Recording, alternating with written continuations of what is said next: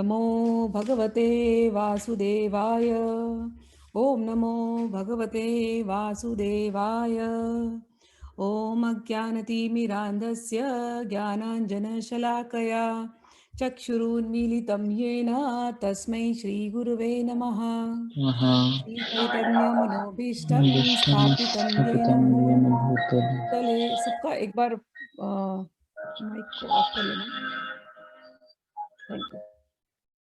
श्रीचैतन्यमनोभीष्टं स्थापितं येन भूतले स्वयं रूपः कदा मह्यं ददाति स्वपदान्तिकं। वन्देऽहं श्रीगुरौ श्रीयुतपदकमलं श्रीगुरून् वैष्णवांश्च श्रीरूपं साग्रजातं सहगणरघुनाथान्वितं तं साजिवं साद्वैतं सावधूतं परिजनासहितं कृष्णचैतन्यदेवं श्रीराधाकृष्णपादान् सहगणललिता श्रीविशाखान्वितंश्च। हे कृष्ण करुणा सिन्धो दीनबन्धो जगत्पते गोपेशा गोपिका कान्त राधा कान्त नमोस्तुते। तप्त काञ्चन गौरांगी राधे वृन्दावनेश्वरी वृषभानुसुते देवी प्रणमामि हरिप्रिये। वाञ्छाकल्पतरुभ्यश्च कृपा सिन्धुभ्य एव च पतितानां पावनेभ्यो वैष्णवेभ्यो नमो नमः। श्री कृष्ण चैतन्य प्रभु नित्यानंद श्री अद्वैत गदाधर शिवासादि गौर भक्तवृंद। हरे कृष्ण कृष्ण कृष्ण हरे हरे, हरे राम राम राम हरे हरे। नमो महावदन्याय कृष्ण प्रेम प्रदायते कृष्णाय कृष्ण चैतन्य नामने गौरत्विषे नमः। शिक्षकाष्टक। चेतो दर्पण मार्जनम भवमहादावाग्निर्वापणं श्रेयः कैरवचन्द्रिका वितरणं विद्यावधुजीवनम् आनन्दाम्बुधिवर्धनं प्रतिपदं पूर्णामृतस्वादनं सर्वात्मा स्नपनं परं विजयते श्रीकृष्ण संकीर्तनं। नाम्नाकारि बहुधा निज सर्वशक्ति तत्रार्पिता नियमितः स्मरणेन कालः।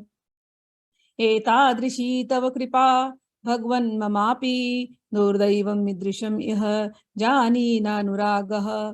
तृणादपि सुनिचेन तरोरपि सहिष्णुना अमानिना मानदेन कीर्तनीया सदा हरि। न धनं न जनं न सुन्दरीं कवितां वा जगदीश कामये मम जन्मनि जन्मनीश्वरे भवताद्भक्तिरहितुकी त्वयि। हे नन्दतनुज किङ्करं पतितं मामविश मे भवाम्बुधौ कृपया तव पादपङ्कजस्थित धूलिसदृशं विचिन्तये। नयनं गलदश्रुधारया वदनं गदगदरुद्धया गिरा पुलकैर्निचितं वपु कदा तव नाम ग्रहणे भविष्यति। युगायितं निमिषेण चक्षुषा प्रवशायितं शून्यायितं जगत्सर्वं गोविन्द विरहेण मे आश्लिष्य वा पादरतां विनष्टु मामदर्शनान् मर्महतां करोतु वा यथा तथा विदधातु लम्पटो मत्प्राणनाथस्तु स एव नापरः मत्प्राणनाथस्तु स एव नापरः। हम लोग चैतन्य चरितामृत पढ़ रहे हैं। चैतन्य चरितामृत के मध्य लीलाओं में हम प्रवेश कर चुके हैं। मध्य लीलाओं का जो भाग 3 बुक है वो हम लोग आज उसके आखिरी अध्याय पर पहुंच गए हैं। अध्याय नंबर 16, महाप्रभु की वृंदावन जाने की चेष्टा। जो लोग पहले से सुन रहे हैं तो आदि लीला में इसके बारे में थोड़ा सा हिंट दिया गया था। आदि लीलाएं की जितने चैप्टर्स थे बेसिकली मैंने आपसे कहा था कि वो एक समरी है, एक सिनॉप्सिस है कि आगे आप लोगों को क्या मिलने वाला है। तो वो कृष्णदास कविराज इतने दयालु हैं कि उन्होंने पहले ही लिख दिया कि मेरी उम्र तो बहुत कम है, पता नहीं मैं कितने दिन रहूंगा नहीं रहूंगा, लेकिन मैं जो जो मुख्य मुख्य लीला है मैं उनको लिख करके जा रहा हूँ कि अगर मैं आगे नहीं लिख पाया तो कम से कम सुन करके तो पढ़ने वाले को आनंद आ जाएगा। तो अब की जो लीला है वृंदावन जाने की चेष्टा, पहले हम लोग थोड़ी सी सुन चुके हैं उसको, उसी लीला को दोबारा यहाँ पर थोड़ा विस्तार में बताया गया है। तो अब हम लोग जैसे सारी रथ यात्रा की लीलाएं भी पहले हो चुकी थी, सार्वभौम भट्टाचार्य के यहाँ पर भगवान ने भोजन ग्रहण किया, फिर अमोघ ने आकर के किस प्रकार से महाप्रभु के बारे में थोड़ा कहा कि सन्यासी ऐसे नहीं खाते। फिर अमोघ बीमार पड़ गया, उनका जो दामाद था सार्वभौम भट्टाचार्य का। सार्वभौम भट्टाचार्य, कल हमने इसका श्रवण किया था। सार्वभौम भट्टाचार्य और उनकी जो पत्नी थी शाठी की माता, वो बड़ी दुखी थी कि ऐसा कैसे कह दिया, उससे तो अच्छा ये नहीं रहे, ये चले जाए, ये मेरा दामाद। बड़े दुखी थे वो लोगों ने कि इन्होंने ऐसा किया। लेकिन महाप्रभु कितने दयालु हैं। अमोघ को हैजा हो गया तो अमोघ बेचारा मरणासन था, तो महाप्रभु उसके पास गए, महाप्रभु ने उसके हृदय को छुआ और छू करके कहा कि देखो तुमने अपने हृदय में ईर्ष्या क्यों भर ली है। ये हम सबके लिए एक लेसन है। हम भगवान का नाम लेते तो है मुंह से, लेकिन हृदय के अंदर कचरा भरते हैं ना, वो नहीं भरना है। भगवान हृदय के अंदर केवल भगवान का नाम हो, लबालब भगवान के नाम के प्रेम से वो आपका हृदय भरा हो। उसके अंदर किसी भी प्रति के लिए, किसी भी प्राणी मात्र के लिए भी आपको ईर्ष्या ना हो, क्रोध ना हो, नफरत ना हो, ये निकाल देना चाहिए। ये हमारे रास्ते के बाधा है। तो भगवान ने इतने प्यार से जाके अमुक को समझाया। मुझे बहुत सुंदर लगा जब मैं ये पढ़ती हूँ कि अरे भगवान ने हृदय पे हाथ रखा और कहा तुम अब कृष्ण कृष्ण नाम लो। मुंह में भी कृष्ण होना चाहिए और हृदय में भी कृष्ण होना चाहिए।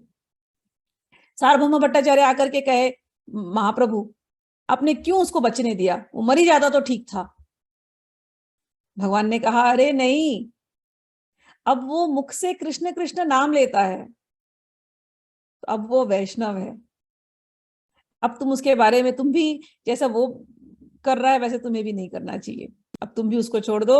और इस प्रकार से महाप्रभु ने दोनों जन को समझाया है और अमोघ को जैसे महाप्रभु ने एक नया जीवन दिया है। इसमें भी हमारे लिए शिक्षा है। कोई नाम मात्र का भी वैष्णव हो, एक्टिंग ही कर रहा हो, लेकिन यदि उसके मुख से कृष्ण कृष्ण निकल रहा है, भगवान के नाम निकल रहा है, तो हमें उसको रिस्पेक्ट देना चाहिए। होता क्या है, हमें कोई ढोंगी पखंड दिखता है तो हम लगते हैं उसकी चुगली करने और कि ये कैसा भक्त है, ये कैसा है। लेकिन वो चुगली करने से क्या होता है, वो तो जो कर रहा है, लेकिन हमारी वाणी वो बोलते ना भ्रष्ट हो जाती है, वो गंदी हो जाती है। हम किसी की चुगली करें नहीं। अरे हमने वो पाखंड में भी कृष्ण का नाम ले रहा है ना, जय हो जय श्री कृष्ण, वाह वाह आप तो बड़े अच्छे, ऐसे। तो उससे क्या होता है, हमारा मन अच्छा होगा, हमारा चित्त अच्छा होगा, हमारा हृदय अच्छा होगा। तो ये सारे छोटी छोटी जो बातें हैं, इससे लेसन्स लेना है। कुछ स्टोरी तो बड़ी इंटरेस्टिंग है, लेकिन लेसन्स लेकर के अपने जीवन में इसको उतारना है। श्रवण, मनन, निधि, ध्यासन, ये तरीका होता है।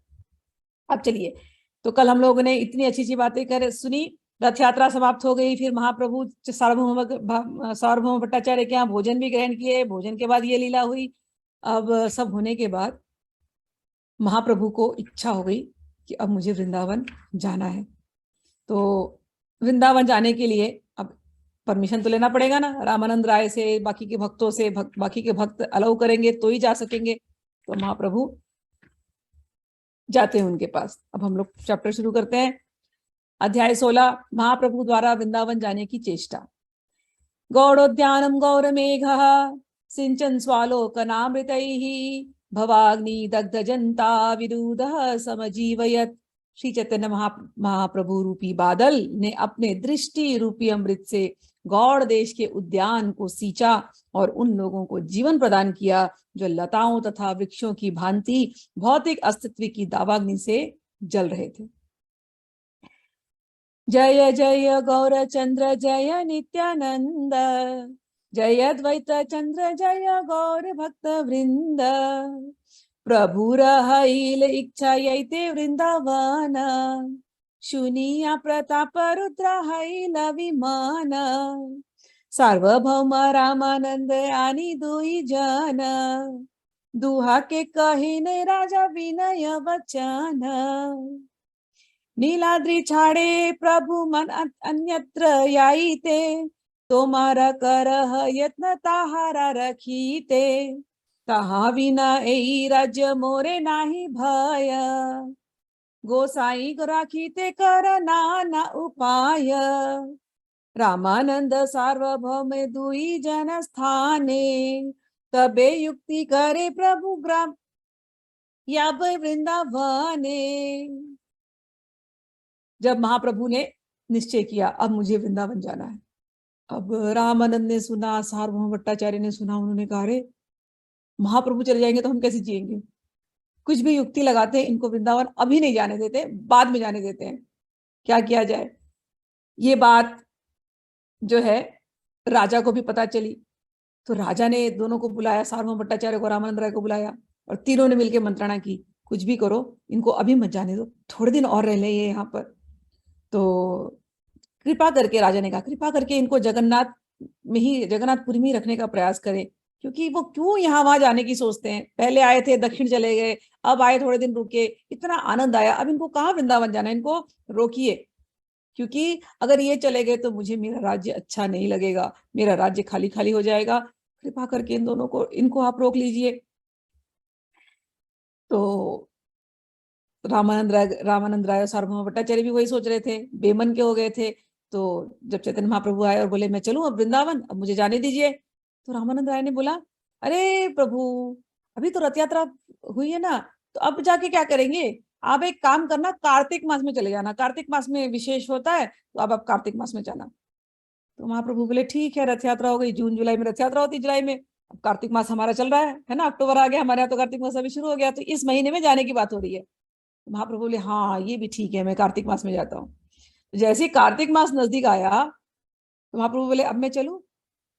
तो ये दोनों बोलते हैं अरे महाप्रभु अभी आप क्या करेंगे वहां जाकर के, वृंदावन की ठंड आप जानते नहीं कितनी ठंड होती है, कड़ाके की ठंड होती है, अच्छा नहीं होगा आपके लिए, तो एक काम कीजिए अभी मत जाइए ठंड में, अब डोल यात्रा, मतलब होली आने वाली है, फागुन में आएगी, स्प्रिंग के सीजन में, आप डोल यात्रा यहाँ पर देख करके फिर आप जाइए होली में, वहां पर मौसम भी अच्छा हो जाएगा, अप्रैल मार्च का मौसम होगा, अच्छा हो जाएगा, तो अब तब आप वहां जाइए।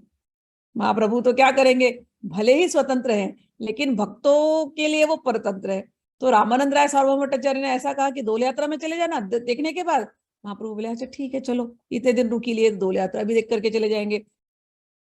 दोनों सार्वभौम और ये किसी ना किसी प्रकार से इनको जाने नहीं दे रहे, क्योंकि उनका जो विछोह है महाप्रभु का, ये दोनों सहन नहीं कर सकते, इसीलिए जाने नहीं दे रहे। तब तक तीसरा वर्ष आ गया, अब रथ यात्रा का समय आ गया, जाने नहीं दिया, डोल यात्रा में भी इनको जाने नहीं दिया। डोल यात्रा जैसी हुई, महाप्रभु बोले अब मैं निकलूं, तो ये बोले आप कहाँ निकलेंगे, अरे बंगाल से लोग आ रहे हैं आपको मिलने के लिए, अभी तो रथ यात्रा आने वाली ना, महाप्रभु अभी अब चले जाएंगे तो बंगाली लोग आएंगे तो कैसे संभालेंगे हम। महाप्रभु बोले अरे बंगाली लोग आ रहे हैं, बोले हाँ बंगाल से पूरी टीम आ रही है, अभी तो आपको पता है ना रथ यात्रा में आपने बुलाया था गुंडीचा मार्जन के लिए, इसके लिए, तो अब उनको मिल लो, रथ यात्रा हो जाने दो, उसके बाद आप शांति से चले जाना। महाप्रभु बोले ठीक है, तो इसी प्रकार से उन्होंने एक रथ यात्रा से दूसरे रथ यात्रा तक रुका लिया। अब धीरे धीरे बंगाल से सच में सब लोग आने लगे, तो बंगाल के सब बंगाली भक्त अद्वैत आचार्य के यहाँ गए, ये लोग सब बंगाल में रहते, भगवान उड़ीसा में, तो अद्वैत आचार्य के यहाँ गए, बोले महाप्रभु के दर्शन के लिए अब चलना चाहिए जगन्नाथपुरी, अब बड़ी बेचैनी हो रही है, चले चले। तो नित्यानंद प्रभु को भी बुलाया गया, वहां पर भी भले भगवान ने उनको, नित्यानंद प्रभु को कहा था कि आप बंगाल में रहना, अब वहीं पर प्रचार करना, आपको बार बार यहाँ आने की जरूरत नहीं है, लेकिन नित्यानंद प्रभु से भी रहा नहीं जा रहा है, अरे जगन्नाथ रथ यात्रा आ रहा है, इसी बहाने हम जाके भगवान को मिलेंगे। तो सब लोग, नित्यानंद प्रभु, अद्वैत आचार्य, आचार्य रत्न, विद्यानिधि, श्रीवास, रामाई, वासुदेव, मुरारी, गोविंद तथा उसके भाई राघव पंडित समेत सारे नवद्वीप के जितने भक्तजन थे, सब बोरिया बिस्तर बांधो चलो जगन्नाथपुरी, सब चलने लगे। और खूब ढेर प्रकार का, ढेर सारे भोजन उन्होंने बनाए रास्ते के लिए, ट्रैवल के लिए, अच्छे अच्छे भोजन, और फिर वहां से निकले, झोला, हम तो झोला उठा करके चले। उसके बाद रास्ते में कुलीन ग्राम पड़ा, कुलीन ग्राम के जो निवासी थे उनको महाप्रभु ने कहा था भैया रस्सी का, जगन्नाथ जी की जो रस्सी बनेगी वो आप लोग बनाने वाले हैं, क्योंकि पिछली बार रस्सी टूट गई थी, तो वहां से रस्सी वस्सी लेकर के कुलीन ग्राम वाले ज्वाइन किए, फिर खंड गांव वाले आ गए, वो भी ज्वाइन किए, उनके साथ रघुनंदन एवं अनेक भक्त रवाना हुए। फिर शिवानंद सेन, उनका तो काम था, वो तो ट्रैवल एजेंट थे, टूर एंड ट्रैवल्स उनका काम, तो जितने भक्त आते थे तो इनका काम था कि सबके लिए रास्ते में सब रहने का इंतजाम प्रॉपर हो जाए, जहां जहां टैक्स भरना है वहां वहां सब कुछ प्रॉपर हो, तो कहीं किसी को कोई तकलीफ ना हो। तो बंगाल से उड़ीसा सब पदयात्रा कर रहे हैं, तो उस जगह में कहीं भी किसी को तकलीफ ना हो, ये पूरा पूरा कोऑर्डिनेशन का जो काम होता था वो शिवानंद सेन का था। तो उन्होंने भी अपना काम अच्छे से किया। इस बार क्या हुआ, लेकिन जब सब आ रहे थे तो सबकी पत्नियों ने बोला, आप लोग अकेले जाते हैं महाप्रभु का दर्शन करने, तो हमने क्या अपराध किया है, हम भी तो चल सकते हैं, आप लोग जा ही रहे हैं तो हम भी चलते हैं। तो सभी की पत्नियां, अद्वैताचार्य की पत्नी, श्रीवास ठाकुर की पत्नी, अद्वैताचार्य की पत्नी माता सीता देवी, श्रीवास ठाकुर की पत्नी मालिनी देवी, और शिवानंद सेन अपने पुत्र के साथ आए, और चंद्रशेखर की पत्नी भी आई, और सभी लोग, सारी पत्नियां वहां पर आए। और जैसा पहले कहा, शिवानंद सेन ने टोली की सभी आवश्यकताओं का प्रबंध किया, और पूरे रास्ते शिवानंद सेन सबको भोजन वगैरह देते रहते थे, और रास्ते भर उनका देखरेख करते थे। घूमते घूमते घूमते घूमते घूमते याद कीजिए, रेमुणा आए। भगवान भी ऐसे घूमते घूमते रेमुणा गए थे, तो अब ये लोग सब रेमुणा आए, और रेमुणा में उन्होंने गोपीनाथ के दर्शन किए, और वहां पर अद्वैताचार्य ने खूब नृत्य किया। और रेमुणा में भगवान चैतन्य महाप्रभु ने गोपीनाथ की कथा कही थी, और नित्यानंद प्रभु वहां थे। तो वहां के पंडित तो ऑलरेडी नित्यानंद प्रभु को जानते थे, तो सब ने देखा, रे नित्यानंद प्रभु आए, बड़े आनंद से उनके साथ फिर बातचीत हुई, और सारे भक्तों को उस दिन वहीं पर रहने का इंतजाम किया गया। फिर नित्यानंद प्रभु खीर मतलब उनको खीर प्रसाद चढ़ती है गोपीनाथ जी को, वहां पर खीर चोरा गोपीनाथ, तो वो खीर आया, और खीर लेकर के नित्यानंद ने सबको प्रसाद रूप में उस रात को दिया। और उसके बाद फिर नित्यानंद प्रभु ने फिर से वही कथा बताई, माधवेंद्र पुरी द्वारा गोपाल के अर्चा विग्रह की स्थापना, वो कहानी उनको सुनाई। और गोपीनाथ ने ही माधवेंद्रपुरी के लिए खीर चुराई थी। इस घटना का वर्णन स्वयं चैतन्य महाप्रभु पहले कर चुके थे, फिर से ये कथा भक्तों को नित्यानंद प्रभु ने सुनाई। फिर वो लोग आगे चलते गए, अगले दिन वहां से रेमुणा से आगे बढ़ते बढ़ते बढ़ते कटक पहुंचे, और कटक में साक्षी गोपाल मंदिर, वहां पर साक्षी गोपाल का दर्शन किया, जय हो साक्षी गोपाल। और साक्षी गोपाल के फिर जितनी कथाएं थी वो नित्यानंद प्रभु ने इन सबको सुनाई, भक्तों को, जो चैतन्य महाप्रभु ने पहले सुनाई थी। और उसके बाद साक्षी गोपाल को देखने के बाद अब लोगों से रहा नहीं गया, अरे साक्षी गोपाल तक आ गए, अब तो अठार नाला पहुंचो, जल्दी जगन्नाथपुरी पहुंचो, जल्दी भगवान के दर्शन हो जाए महाप्रभु के। अब वहां से सब लोग दर्शन करके तुरंत निकले, और निकल के अठार नाला पहुंचे।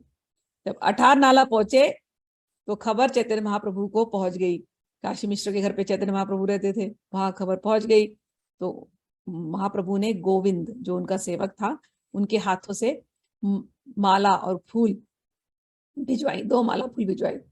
फिर गोविंद यहाँ पर आए अठार नाला में, और आ करके उन्होंने फिर ये माला फूल अद्वैताचार्य और नित्यानंद प्रभु को पहनाया। उसके बाद फिर वो लोग आगे बढ़े।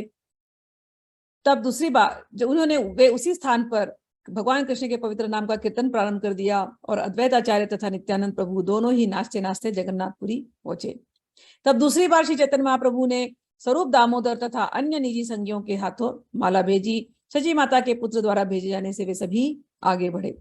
जब बंगाल से आने वाले भक्त नरेंद्र सरोवर पहुंचे तो स्वरूप दामोदर तथा अन्य लोग उन्हें मिले, और उन्हें श्री चैतन्य महाप्रभु द्वारा भेजी गई मालाएं भेंट करी। तो 2 बार, पहले अठार नाला पे वेलकम किया गया, फिर ये लोग नरेंद्र सरोवर पहुंचे, वहां पर भगवान ने स्वरूप दामोदर को भेजा, रहे माला लेके जाओ, इन लोगों को वेलकम करो। फिर जाकर के वेलकम इनका हुआ, और उसके बाद सब लोग वहां से नृत्य करते करते, हरि बोल करते करते सब लोग सिंह द्वार तक पहुंचे। चैतन्य महाप्रभु को खबर मिली, अरे सिंह द्वार तक आ गए। चैतन्य महाप्रभु से रहा नहीं गया, वो स्वयं बाहर निकले, और फिर श्री चैतन्य महाप्रभु और सारे भक्तों ने जगन्नाथ जी का साथ में दर्शन किया। उसके बाद चैतन्य महाप्रभु सबको लेकर के अपने निवास स्थान ले गए। निवास स्थान पे सब बैठे थे, तो वाणीनाथ जो थे और काशी मिश्र वो मंदिर गए, मंदिर से खूब ढेर सारा प्रसाद लेकर के आए। सारे जितने बंगाली भक्त आए थे सबको प्रसाद बांटा गया, सब लोग प्रसाद वसाद खाए। और जैसे लास्ट ईयर इंतजाम किया था जिस जगह में सबको रहने का, वो कमरे खुलवाए और सबको कहा आप आपके कमरे हैं प्लीज। तो सब लोग अपने अपने कमरों में गए, रहे, और सारे भक्त 4 महीना इसी तरह वहां पर रहे, और खूब 4 महीना खूब कीर्तन भजन प्रसादम और कृष्ण कथा ये होती रही। फिर जैसे ही रथ यात्रा का समय आया, सबने गुंडीचा की सफाई करी, और कुलीन ग्राम के जो निवासी थे उन्होंने रेशम की जो डोरियां थी वो जगन्नाथ जी को भेंट करी और खूब नृत्य वगैरह हुआ। नृत्य करके वहीं जो मंदिर के बाजू में जो बगीचा है जगन्नाथ वल्लभ, वहां जाकर के ये लोग बैठते, कभी कभी बाजू के सरोवर में जाकर के सरोवर की क्रीड़ाएं करते। हम लोगों ने वो भी पहले सुना था, खूब एक दूसरे के ऊपर माला पानी फेंकना, जल क्रीड़ा करते हैं, ये सारी क्रीड़ाएं वहां पर की। कृष्णदास नाम का एक भक्त था जो राढ़ देश से आया था, नित्यानंद प्रभु के गांव से। उसने उसकी तो लॉटरी लग गई, उसने एक स्वर्ण कलश लिया, उसमें पानी भरा और उस पानी से महाप्रभु का उसने अभिषेक किया। और ये सब होने के बाद बलगंडी से फिर प्रसाद आया और सब भक्तों ने बैठ करके प्रसाद ग्रहण किया। और पिछले वर्ष की जैसे इस बार भी हेरा पंचमी एंजॉय किया, रथ यात्रा एंजॉय किया। और तब अद्वैत आचार्य ने श्री चैतन्य महाप्रभु को निमंत्रण दिया, किंतु तभी तेज वर्षा के साथ भीषण तूफान आया। भोजन के समय पर जब एक तो मंदिर से भोजन आता था वो अलग, उसके बाद जितनी पत्नियां आई थी सबकी इच्छा थी कि हमारे हाथ का भोजन महाप्रभु खाए। तो श्रीवास ठाकुर की पत्नी मालिनी देवी, उन्होंने भोजन बनाया कि हमारे हाथ की बनाई तरकारी आपको तो खानी पड़ेगी।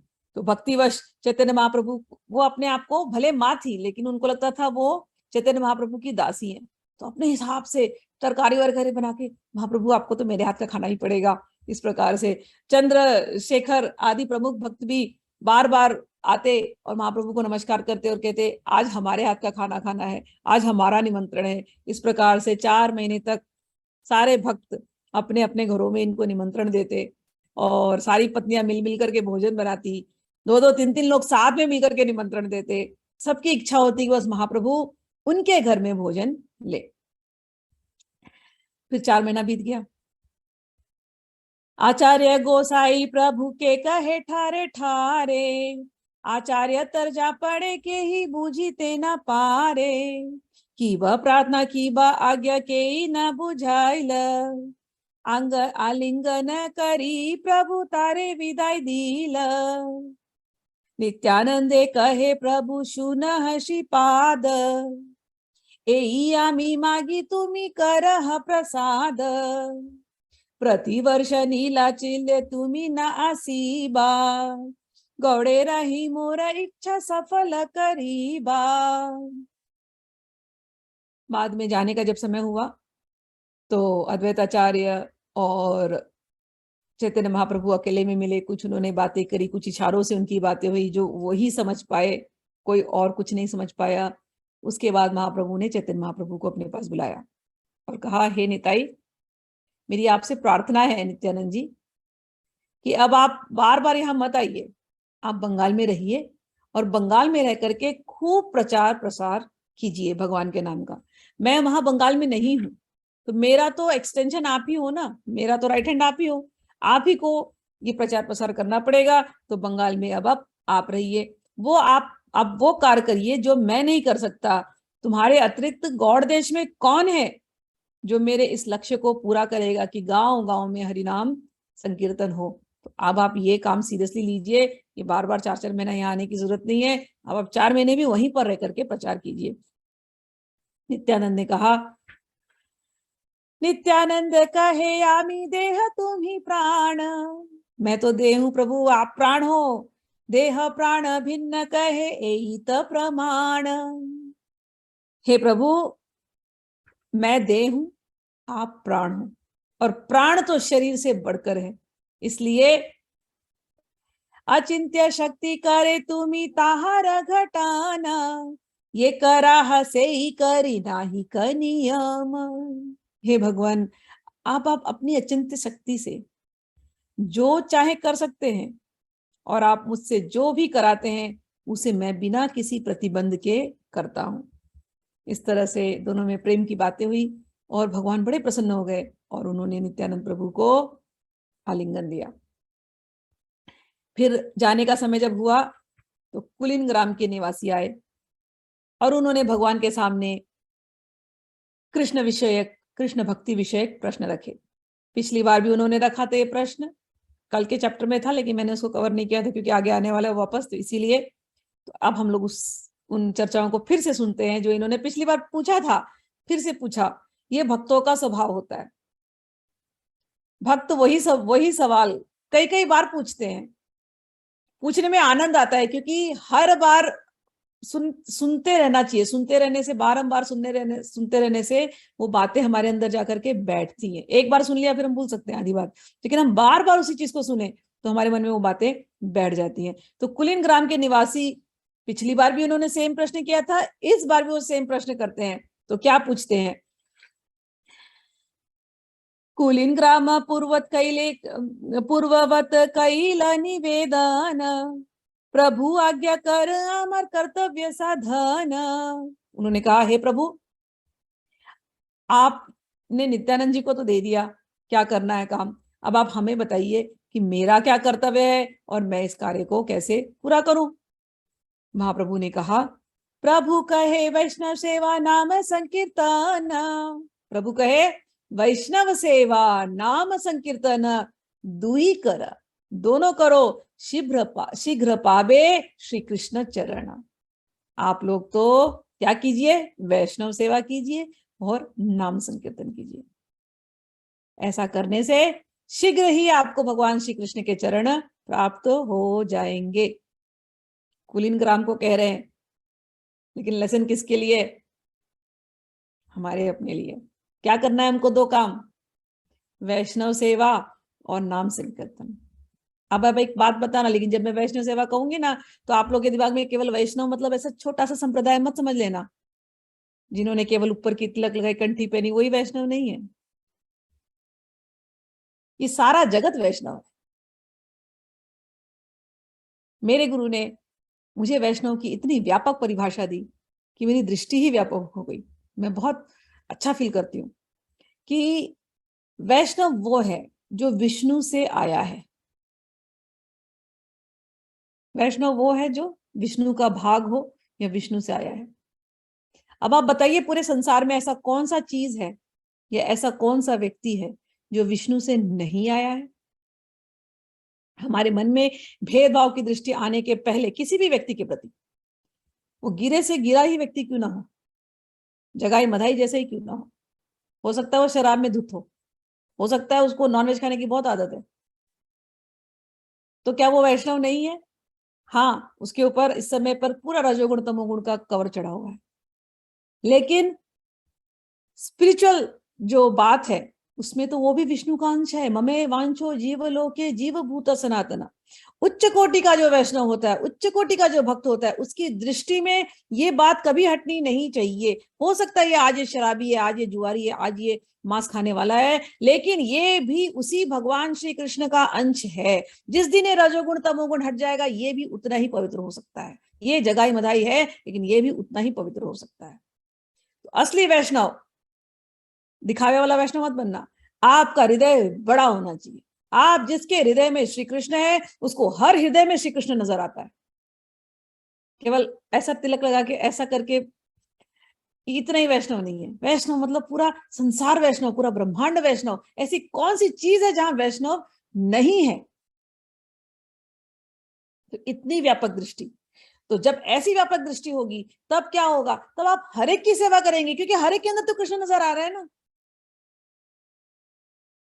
होता यह है आजकल वैष्णव संप्रदाय में कि देवी देवताओं में खंडन करते हैं, फिर एक संप्रदाय से दूसरे संप्रदाय में खंडन चलता है कि ये संप्रदाय नहीं, वो संप्रदाय नहीं। अरे तुम्हारी दृष्टि इतनी मत बनाओ, कुएं की मेढक जैसे मत बनो, व्यापक करो। सब में भगवान का वास है, और असली वैष्णव जो होता है वो हर एक को रिस्पेक्ट देता है। चैतन्य महाप्रभु के चरित्र में ये चीज दिखाई देती है। जब दक्षिण की यात्रा में गए, उन्होंने हर एक शिव मंदिर में जाके दर्शन किया, यहाँ तक कि भैरवी, शिवाली भैरवी के मंदिर में जाकर के दर्शन किया। ऐसा नहीं कहा ये तो भैरवी है, हम नहीं जाएंगे, नहीं कहा। ये शिव जी का मंदिर है, नहीं नहीं हम नहीं जाएंगे, नहीं कहा। हर मंदिर में जाकर के जो भी उस जगह के जो पॉपुलर थे, सबको दर्शन किया। ये दृष्टिकोण वैष्णव की होती है। सबको रिस्पेक्ट है, सबको रिस्पेक्ट है, कोई नहीं छूटना चाहिए। सबकी सेवा है। सेवा कैसे करते हैं? सेवा होती है तीन चीज से, आपकी क्रियाओं से, आपकी वाणी से और आपके मन से। लोगों को लगता है सेवा मतलब खाली धन डोनेट करना है, अगर हमने डोनेट नहीं की तो नहीं हुआ सेवा। डोनेट कर सकते हो, ग्रेट। नहीं कर सकते हो तो क्या, रोज सुबह उठ करके सेवा करनी है, रोज सुबह उठ करके सेवा करनी है। व्यक्तियों की सेवा नहीं कर पा रहे, अरे जानवरों की सेवा करो, रोज सुबह उठो, जल लो, जल अपने घर के बाहर रखो कि ये जानवर पिएंगे जल। रोज सुबह उठो, दाने फेंक करके आओ चिड़ियों के लिए, उनके अंदर भी तो ममय वांछो जीव लोके, अगर जीव मतलब तो जानवर भी तो जीव है ना, तो ये भी तो भगवान का अंश है ना, तो इनकी ख्याल करो, ये आपकी सेवा हो जाएगी, वैष्णव सेवा हो जाएगी। मैं झूठ नहीं कह रही हूं, क्योंकि ये भी विष्णु का ही अंश। मैं एक बार गई थी मायापुर में, जब तो मैं किसी होटल में ठहरी थी, तो जब कोई आते वहां के वैष्णव तो उनके लिए तो बड़ा सेवा होता था। और वहां पर बाहर कुत्ते थे, और गर्मी बहुत होती है मायापुर में, इतनी गर्मी में क्या बताऊं, तो कुत्ते बहुत थे बेचारे, वो प्यासे कुत्ते। तो मैंने होटल वालों को कहा, आप सबकी सेवा करते बहुत अच्छा कर रहे हैं, लेकिन एक और सेवा कर दीजिए, होटल के बाहर आप केवल पानी रख दीजिए बस।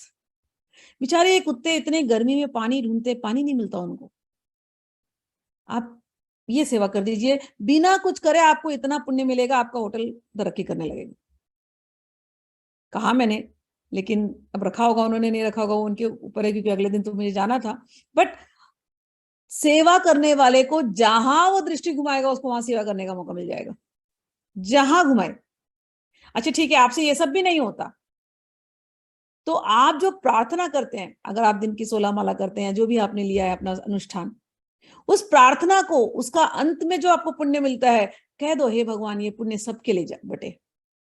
जैसे आपने बांट दिया दूसरों के लिए अपना पुण्य, आपको मल्टीप्लाई वो पुण्य होता है। अपने लिए रखना नहीं है कुछ भी, सब एक दिन छोड़ करके जाना है ना, तो पुण्य भी छोड़ो। जिसने पुण्य को भी छोड़ा, मैं कहती हूँ उसका पुण्य तो ऐसा 4 टाइम्स बढ़ जाता है। भगवान बोलते हैं अरे ऐसा ये कौन है, ये मेरा भक्त सब कुछ देने को तैयार है मेरे लोगों के लिए। जब कोई ऐसा भक्त होता है जो सब कुछ दूसरे के लिए करता है, तो भगवान उसके लिए खड़े होकर के फिर काम करने लगते हैं। उस भक्त को कभी किसी चीज की चिंता नहीं होती, न खाने की, न पहनने की, न नौकरी की, न धन की, कभी नहीं होती, कमी नहीं पड़ती, मैं सच कहती हूँ। लेकिन देने की भावना होनी चाहिए, दीजिए, हर एक को दीजिए, मन से, वाणी से, क्रिया से सेवा कीजिए। वैष्णव सेवा, वैष्णव कौन, हर एक व्यक्ति, हर एक जीव, हर एक जानवर, हर एक वृक्ष, हर एक पक्षी, यहां तक कि ये पृथ्वी, जल, जल की सेवा कीजिए। प्रोटेक्ट योर रिवर्स, पहाड़ों की सेवा कीजिए।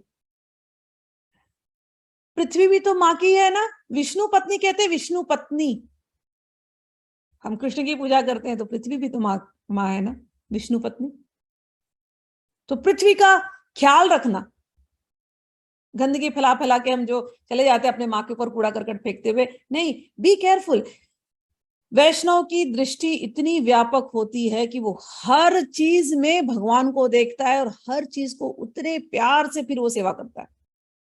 तो ये जो वैष्णव सेवा, नाम संकीर्तन, ऐसी व्यापकता आपके अंदर होनी चाहिए, मुख में नाम और हर एक क्रिया आपकी सेवा, सभी की सेवा। ठीक, चलिए। उस कुलीन ग्राम के निवासी ने कहा आगे, ते हो कहे के वैष्णव की तारा लक्षण, ताबे हसी कहे प्रभु जानी तारा मन। उस कुलीन ग्राम के निवासी ने कहा, कृपा करके बतलाएं कि वास्तव में वैष्णव कौन है और उसके लक्षण क्या है।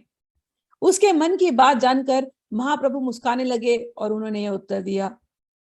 वैष्णव का उत्तर एक और दिया उन्होंने, क्या, कृष्ण नाम निरंतर याहार वदाने, सेई वैष्णव श्रेष्ठ भजन ताहार चरणे।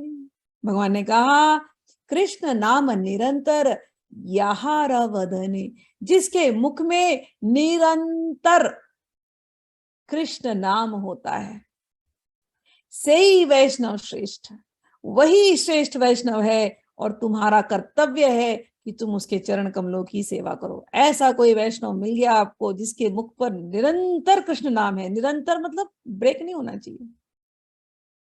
नींद में भी वैष्णव का, जो कृष्ण मंत्र जपने वालों का नींद में भी ब्रेक नहीं होता। चलता ही रहता है, सबकॉन्शियस में वो मंत्र गूंजता ही रहता है। ऐसा कोई मिल गया तो उसके चरण कमलों की सेवा छोड़नी नहीं चाहिए। वर्षांतरे पुनः ताराईचे प्रश्न कैल, वैष्णवेर तारतम्य प्रभु शिखाईल।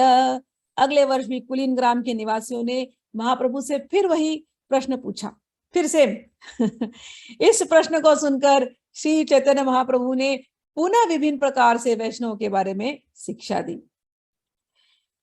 अब उत्तम कोटि का वैष्णव कौन? भगवान कह रहे हैं फिर से, यहार दर्शने मुखे ऐसे कृष्ण नाम, ताहारा जानी है तुम्ही वैष्णव प्रधान। चैतन्य महाप्रभु ने कहा उत्तम कोटि का वैष्णव वो है कि जिसको देखते ही, जिसके साथ बैठते ही, जिसके संग में ही आपके भी मुंह से कृष्ण नाम निकलने लग जाए। जो व्यक्ति किसी को भी कृष्ण नाम दे दे, उसके प्रेजेंस मात्र से वो उत्तम कोटि का वैष्णव है। जिसकी उपस्थिति मात्र से अन्य लोग कृष्ण के पवित्र नाम का कीर्तन करने लगे, वही उत्तम वैष्णव है। क्रम करी कहे प्रभु वैष्णव लक्षण, वैष्णव वैष्णवतर वैष्णवतम।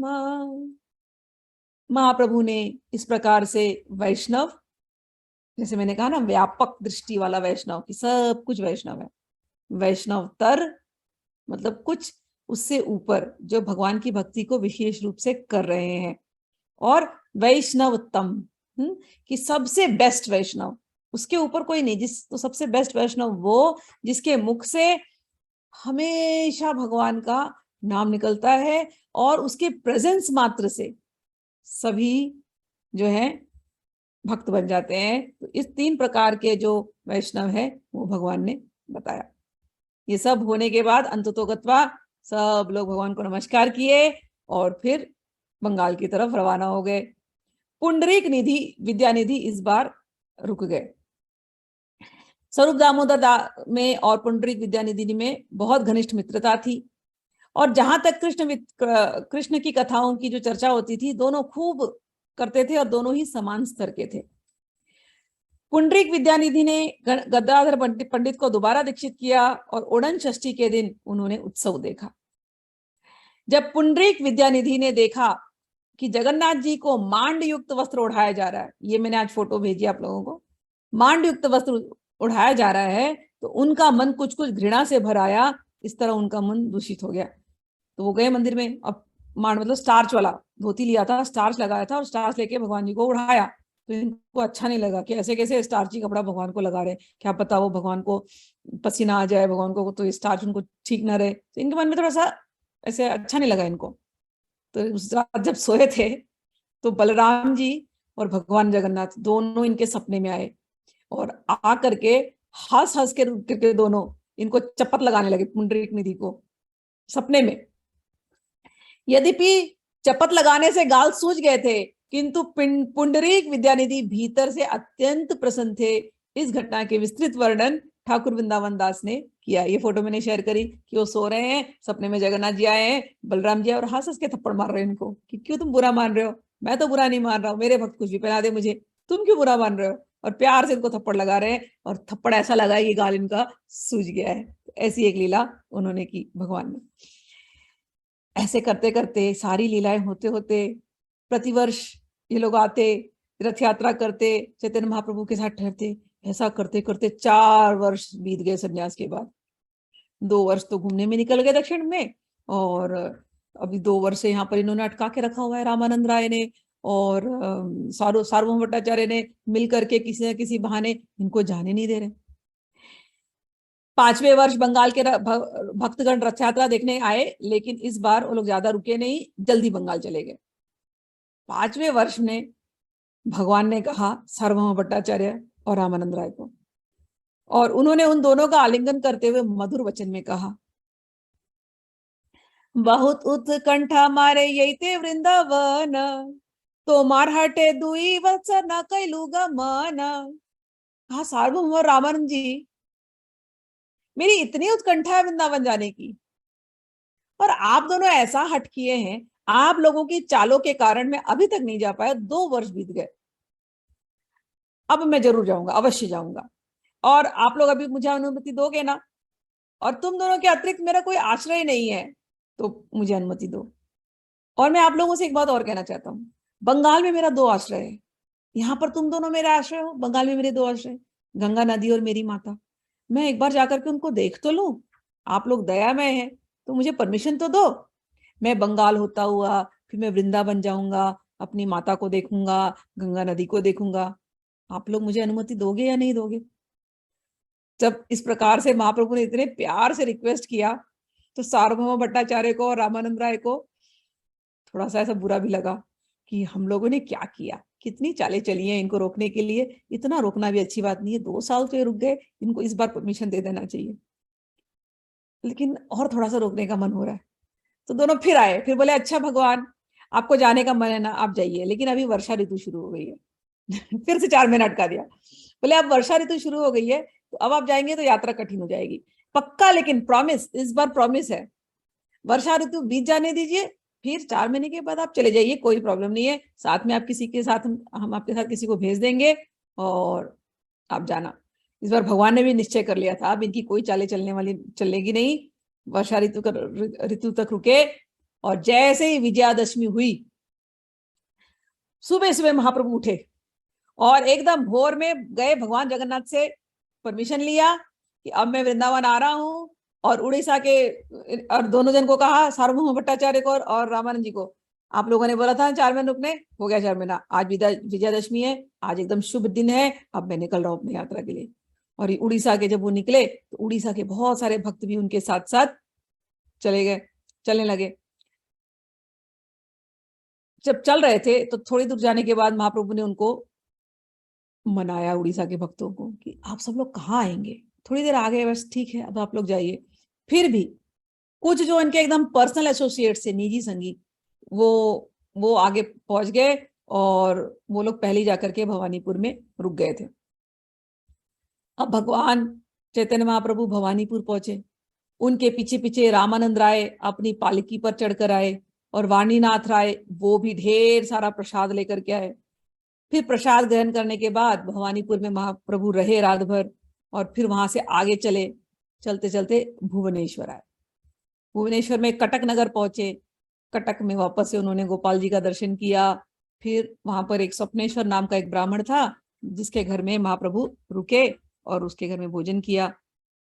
फिर रामानंद राय ने अन्य सभी जनों को भोजन करने के लिए निमंत्रित किया। चैतन्य महाप्रभु ने मंदिर के बाहर बगीचे में अपना विश्राम स्थान बनाया। जब चैतन्य महाप्रभु बकुल वृक्ष के नीचे विश्राम कर रहे थे, कटक तो राजधानी थी, तो उस समय पर फिर राजा प्रताप रुद्र वहां पर आए, और महाप्रभु ने राजा प्रताप को देखा और राजा ने महाप्रभु को देखा। दोनों के नेत्रों से प्रेमाश्रु झड़ने लगे। अब चैतन्य महाप्रभु ने इनको फिर से आलिंगन किया, और राजा ने भी इनको बारंबार प्रणाम किया, और दोनों ने एक दूसरे के प्रति प्रेम दिखाया। प्रताप रुद्र को जो है इतना आनंद हुआ है, इसीलिए भगवान का नाम पड़ा है प्रताप रुद्र संत्राता, यानी महाराज प्रताप रुद्र के उद्धारक। महाराज जब आए थे तो साथ में सारे गवर्नमेंट ऑफिशियल्स थे, तो गवर्नमेंट ऑफिशियल्स ने भी जो है सबको नमस्कार किया, तो भगवान ने सबको विदा किया। राजा वहां से निकले और उन्होंने एक नोटिस भेजा सबको, अपने सारे अधिकारियों को, कि सारे जिला वालों को बोल दो, हर जिला में, हर गांव में एक नया घर बने और सबके घर में भोजन हो। जहां जहां महाप्रभु जाएंगे, जहां जहां रुकेंगे, महाप्रभु के लिए वो नया घर होना चाहिए, और महाप्रभु को किसी चीज की कमी नहीं होनी चाहिए। उनकी पूरी पूरी टोली जो भी वहां जाएंगे, सबको बराबर भोग मिले। तो ऐसा इंतजाम अधिकारियों को लेटर मिल गया था। अब सब लोगों ने अपने अपने यहाँ किया, और यहाँ तक कि किया कि सब लोग नई नाव भी बनाएंगे। जब महाप्रभु नदी क्रॉस करेंगे तो नाव की जरूरत पड़ेगी, तो नाव भी बनाना, और सब लोग रात दिन अपने हाथ में लाठी लेकर के उनकी सेवा में लगे रहना, यानी लाठी लेकर के, यानी अलर्ट होकर के आप सब लोग इनकी सेवा और इनकी रक्षा करना, ये आपका धर्म है। जहां जहां महाप्रभु जाएं, इनको कोई तकलीफ होनी नहीं चाहिए। और महाप्रभु ने, और राजा ने कहा कि जहां जहां महाप्रभु स्नान करेंगे, जिस जिस सरोवर में, वहां पर तुम लोग एक ना गाड़ देना ना, जैसे प्लाक, वहां पर एक स्मृति स्तंभ कि महाप्रभु ने इस स्थान पर स्नान किया था। क्योंकि जहां जहां महाप्रभु ने स्नान किया, मैं उसी सरोवर में स्नान करूंगा, और मैं जब मरूंगा ना, तो मेरी अस्थियों को भी तुम उधर ही डुबाना। तो एक एक जगह जो है महाप्रभु की मेमोरी होनी चाहिए। इस प्रकार से उन्होंने प्रबंध किया, और राजा ने और हाथियों का भी प्रबंध किया। हाथियों में भी छोटे छोटे तंबू लगे थे, ऐसे कैनपी वाला, कि महाप्रभु को कोई तकलीफ ना हो, कभी अगर थक गए तो ये हाथी के ऊपर बैठ करके भी वो जा सकते हैं, इनको छांव मिले, सब कुछ। और महल की जो स्त्रियां थी, उनको भी देखने की इच्छा थी महाप्रभु को, तो उनके लिए भी हाथी का इंतजाम किया, और सारी हाथी पर बैठ करके प्रतीक्षारत रही कि महाप्रभु आएंगे, महाप्रभु का दर्शन होगा। जब श्री चैतन्य महाप्रभु चित्रोत्पला नदी में स्नान करने गए, तो सारी रानियों तथा स्त्रियों ने उनको नमस्कार किया। महाप्रभु को देखकर वे सारी स्त्रियां भगवत प्रेम में अभिभूत हो उठी, और आंखों से अश्रु गिराते हुए कृष्ण कृष्ण का कीर्तन करने लगी। महाप्रभु इतने दयालु हैं कि उनको देखते ही, केवल देखने मात्र से मनुष्य में भगवत प्रेम स्वतः प्रकट हो जाएगा। तो ये स्त्रियां दूर से देख रही हैं, लेकिन इतना प्रेममय हो गई कि उनके मुंह से कृष्ण कीर्तन स्वयं निकलने लगा। उसके बाद चित्रोत्पला में स्नान करने के बाद महाप्रभु एक नाव में बैठे, नई नई नाव थी, उसमें बैठ करके पार किया उस नदी को पार करके एक जगह में गए जिसका नाम है चतुर्द्वार। वहां पर रात्रि बिताई, उसके बाद सुबह उठे, और सुबह सुबह जगन्नाथ जी का प्रसाद आया। राजा की आज्ञा के अनुसार मंदिर का निरीक्षक प्रतिदिन काफी मात्रा में प्रसाद भेज देता, जिसे कई लोग उठा करके लेकर के आते। जस्ट इमेजिन, ये जो डिस्क्रिप्शन हो रहा है ना, ये पुराने जमाने का डिस्क्रिप्शन है, कि कोई कार वार नहीं है, तो महाप्रभु कहीं पहुंचेंगे तो उनको रास्ता तो आइडिया तो थी, तो उस जगह में पहले ही ढेर सारा प्रसाद भिजवा दिया जाता था। तो कई लोग लेकर के जाते थे प्रसाद, कि महाप्रभु पहुंचेंगे तो उनके प्रसाद का इंतजाम होना चाहिए। और जगन्नाथ जी का प्रसाद पुरी की तरह, भुवनेश्वर की तरह अलग है बहुत, दोनों काफी डिस्टेंस है। अभी भी आप कार करके जाएंगे तो कम से कम 1 घंटा है भुवनेश्वर में और पुरी में। तो ये उस जमाने में वो लोग घोड़े से करते होंगे, हाथी से कर रहे हैं, और पहले ही इंतजाम करा रहे हैं। प्रसाद ग्रहण करने के बाद महाप्रभु हरि हरि का कीर्तन करने लगे। महाप्रभु के साथ रामानंद राय, हरिचंदन, ये जो राजा प्रताप रुद्र का सेवक है, और मर्दराज, ये तीनों हमेशा उनके साथ रहते और सेवा करते। और साथ साथ में परमानंदपुरी गोस्वामी, स्वरूप दामोदर, जगदानंद, मुकुंद, गोविंद, काशीश्वर, हरिदास ठाकुर, वक्रेश्वर पंडित, गोपीनाथ आचार्य, दामोदर पंडित, रामाई, नंदाई, अनेक भक्त थे। ये तो मेन भक्त हैं। सारे भक्त महाप्रभु के साथ लगे थे। अब सब चलते जा रहे हैं। अब गदाधर पंडित को महाप्रभु ने देखा, और महाप्रभु ने कहा कि आपको नहीं आना चाहिए यहां से आगे, आपने संकल्प लिया है क्षेत्र संन्यास का।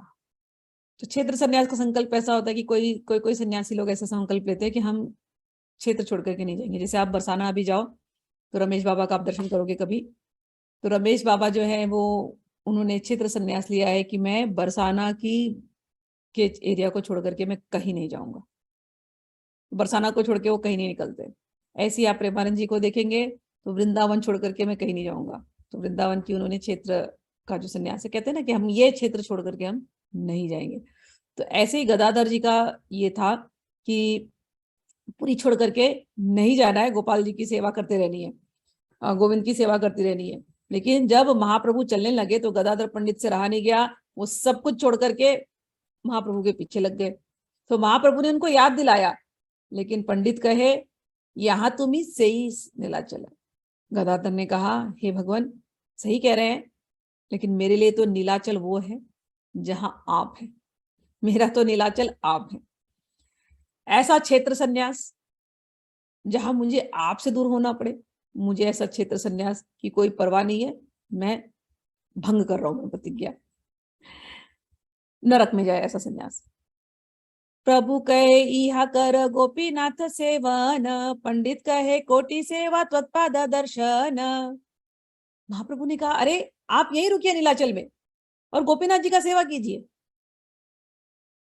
पंडित जी कहते हैं, गदाधर कहते हैं, अरे हटो, ऐसी ऐसी सेवा मेरे को नहीं करनी। मेरे तो केवल आपके चरण के दर्शन होने से कोटि कोटि पाद सेवा मेरी हो जाती है, तो मुझे मुझे आप मत ऐसी शिक्षा दीजिए। प्रभु कहे सेवा छड़बे आमाय लागे दोष। प्रभु ने कहा, तुम सेवा छोड़ोगे, दोष मुझे लगेगा। यहाँ रही सेवा कर हमारा संतोष। तुम यहीं रह करके सेवा करो, नीलाचल में रह करके, तो मुझे संतोष होगा, तुम्हारा प्रतिज्ञा भंग नहीं होगा। अब गदाधर पंडित बोल रहे हैं, पंडित कहे सब दोष हमारा ऊपर, तो माँ संगे ना आई भई बेकेश्वर। गदाधर पंडित बोले, अच्छा आप चिंता मत कीजिए, दोष की चिंता है ना आपको, आप चिंता मत कीजिए, सारा दोष मैं अपने सर पे ले रहा हूं। मैंने अपने मर्जी से प्रतिज्ञा भंग की है और आपको मेरे साथ नहीं चलना लगता है, या आपको तकलीफ हो रही कि मैं आपके साथ चलूंगा तो आपको असंतोष हो रहा है ना, कोई बात नहीं है, मैं एक ईश्वर, मैं अकेले अकेले चलूंगा। तो और मैं अकेले अकेले जाकर के, मैं खुद जाकर के सची माता को मिलने जा रहा हूँ। आपको जहां जाना चाहिए, मैं सची माता को जाकर के मिलूंगा, लेकिन आपके कारण नहीं जाऊंगा। मैं गोपीनाथ की सेवा का व्रत भंग करने के लिए स्वयं जिम्मेदार होऊंगा। इस तरह गदाधर पंडित गोस्वामी अकेले यात्रा पर निकल गए, किंतु वे सभी लोग कटक पहुंचे तो श्री चैतन्य महाप्रभु ने उन्हें बुलाया और वे महाप्रभु के साथ हो लिए। गदाधर पंडित तथा चैतन्य महाप्रभु के बीच बहुत घनिष्ठता थी, ये कोई समझ नहीं सकता था। गदाधर पंडित अपनी प्रतिज्ञा तक तोड़ने के लिए तैयार है, महाप्रभु की सेवा के लिए, जैसे कोई तिनके के टुकड़े को त्याग देता है।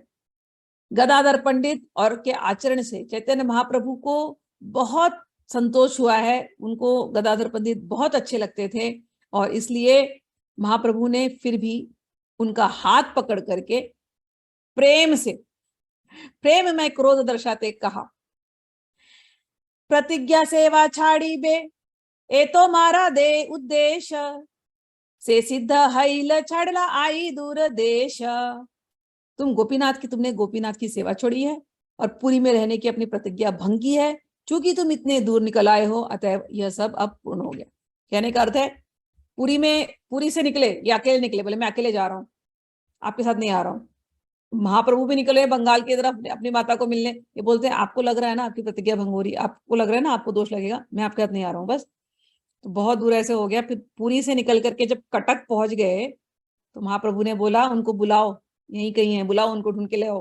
तो गदाधर पंडित आए, बोले तो महाप्रभु समझा रहे हैं, आपको प्रतिज्ञा भंग करनी थी ना, आपको दूर आना था ना पुरी से, अब आप पुरी से भुवनेश्वर कटक आ गए हैं, आपने अपनी प्रतिज्ञा भी भंग कर ली है और आपने गोपीनाथ की सेवा भी तोड़ दी है। लेकिन अब मैं आपसे रिक्वेस्ट करता हूं, अब जाइए वापस। तो आपको जो करना था आपने अपनी इंद्रिय तृप्ति के लिए कर लिया, ये आपकी इंद्रिय तृप्ति की अभिलाषा है। इस तरह तुम दो धार्मिक सिद्धांतों को तोड़ रहे हो, जिस कारण मैं बहुत दुखी हो रहा हूं। मोर सुख चाह यदि नीला चेला चल, आमार शपथ यदि यार कुछ कछु बल। हे पंडित, गदाधर पंडित, तुम यदि सच में मेरी प्रसन्नता चाहते हो तो तुम प्लीज नीलाचल लौट जाओ और अब इस विषय में मुझसे कुछ भी बात नहीं करोगे। अगर तुमने इससे ज्यादा कुछ मेरे से तर्क किया ना वापस, तो समझ लेना वो मेरी निंदा कर रहे हो, तुम मेरी बात की अवहेलना कर रहे हो। एति बल महाप्रभु नौका ते चढ़ीला, मूर्छित या पंडित तथाई पड़ीला। जब महाप्रभु ने ऐसा कह दिया और महाप्रभु नाव में बैठ गए, गदाधर पंडित बड़े दुखी हो गए, दुखी होकर मूर्छित हो गए। वहां पर सार्वभौम भट्टाचार्य थे। सार्वभौम भट्टाचार्य ने गदाधर पंडित को उठाया, उठो उठो पंडित जी, महाप्रभु की लीलाएं ऐसी ही हैं। तुमने प्रतिज्ञा का उल्लंघन किया, लेकिन महाप्रभु फिर भी तुम्हें संभाल रहे हैं।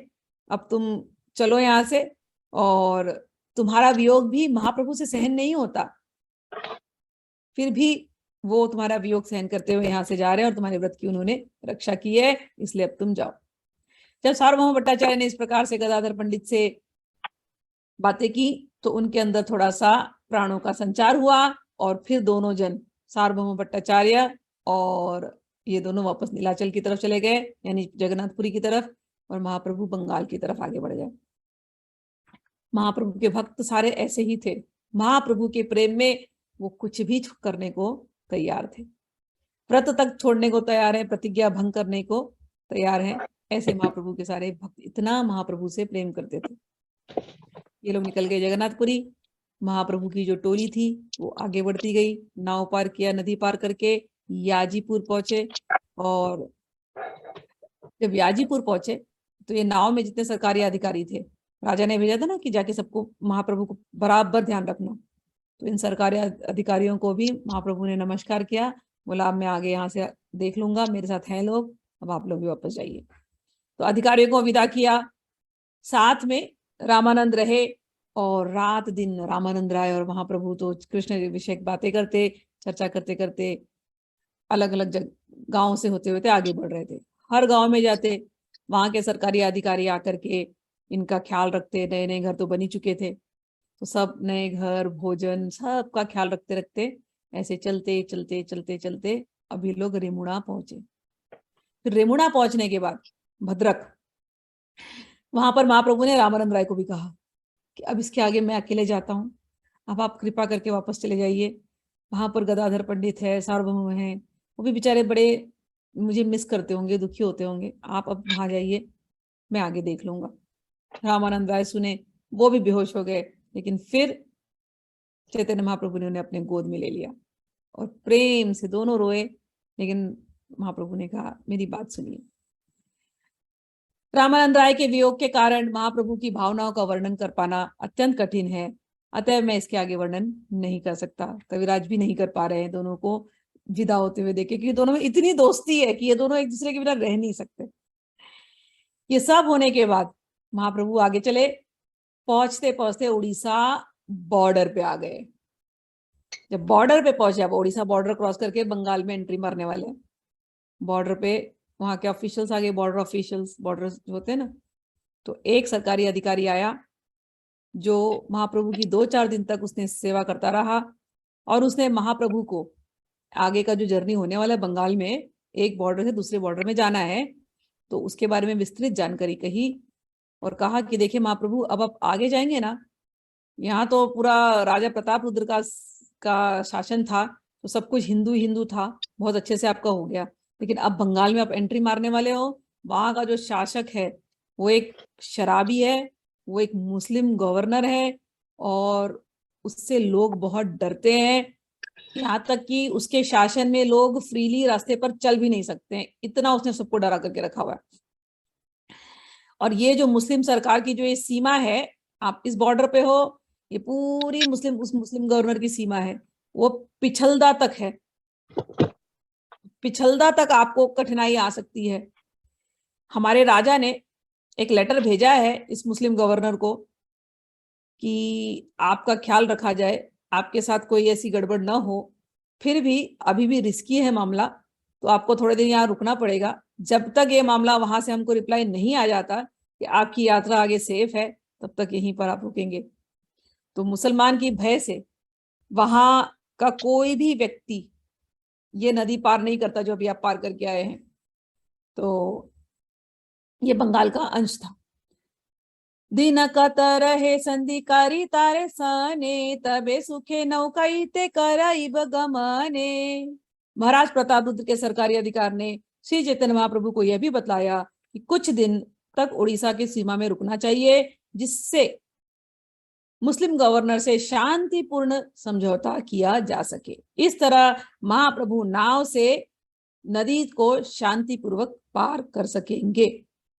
उसी समय मुस्लिम गवर्नर का एक सेवक वेश बदल करके ओडिशा के सीमा में आया। तो खबर तो वहां पहुंच गई थी मुस्लिम गवर्नर को, बट ऐसे कैसे अलाउ करेंगे, तो वहां से एक स्पाई को भेजा गया बंगाल से।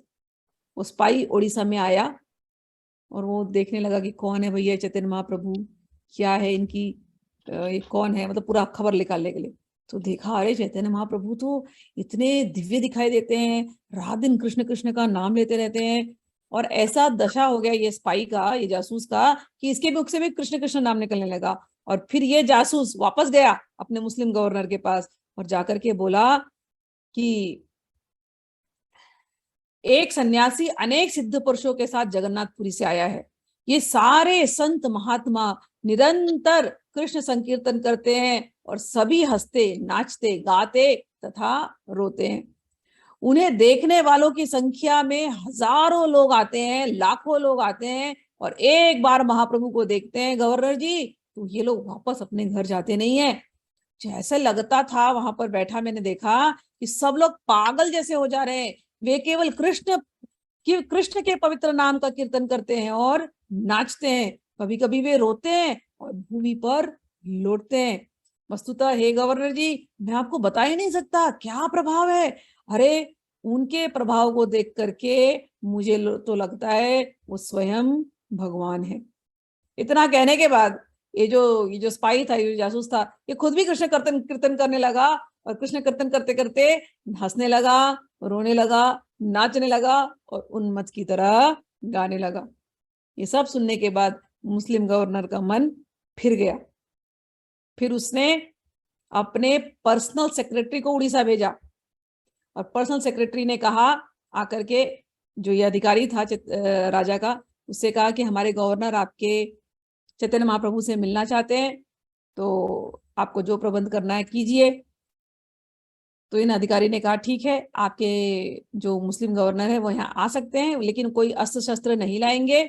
भले 4-5 आदमियों को लेकर के आए, लेकिन बिना अस्त्र शस्त्र के आकर के चैतन्य महाप्रभु से मिल सकते हैं। तो कल हम लोग इसके आगे की कथा श्रवण करेंगे। मुस्लिम गवर्नर आया, मिला, उसके भाव बदल गए। फिर महाप्रभु बंगाल गए और बंगाल में फिर रूप सनातन से और रघुनाथ दास से उनकी मुलाकात होती है। तो कल ये सारी कथा हम लोग कल श्रवण करते हैं। तब तक के लिए जय श्री कृष्णा, हरि बोल। आप